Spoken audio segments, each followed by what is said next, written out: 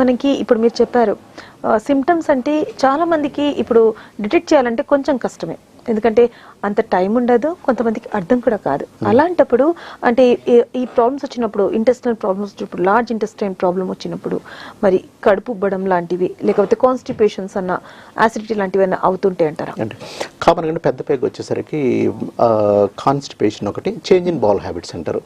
అంటే alternating diarrhoea, constipation వచ్చిపోతా ఉండడం అన్నట్లు.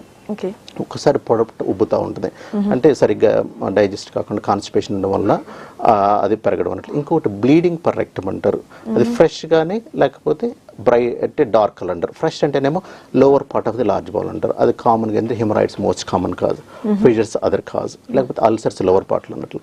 అట్లా కాకుండా చేంజ్ అయిపోద్దండి, అంటే ఇంటెస్టైన్లో కొంత దూరం ప్రయాణం చేసిన తర్వాత బ్లడ్ మారిపోయేదని డార్క్గా వచ్చేస్తుంది. అలా వచ్చిందంటే even upper part of the large బౌల్లో ఉన్నది అన్నట్లు అనమాట.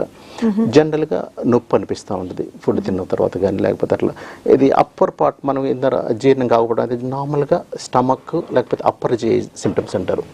మెయిన్ లోవర్ జే సిమ్టమ్స్ అంటే పొట్ట ఉబ్బడము, టాయిలెట్కి క్విక్గా వెళ్ళాలి అనిపించడము, వెళ్ళినా కూడా రాకపోతే టెనిస్మస్ అంటారు, స్ట్రగుల్ అవుతూ ఉంటారు. కొంతమందికి ఇంకా పెల్విక్ ఫ్లోర్ ప్రాబ్లమ్స్ అని ఉంటాయండి, అంటే ఎస్పెషల్ లేడీస్లో వాళ్ళకి ప్రెగ్నెన్సీస్, మల్టిపుల్ ప్రెగ్నెన్సీస్ కానీ లేకపోతే డిఫికల్ట్ ఆపరేషన్స్ అట్లా అయినప్పుడు కానీ పెల్విక్ ఆపరేషన్ వల్ల వాళ్ళ మజిల్స్ వీక్ అయిపోతుంది. అప్పుడు వాళ్ళు కిందకి పుష్ చేయలేకపోయేసరికి వాళ్ళకి కాన్స్టిపేషన్ వస్తూ ఉంటుంది.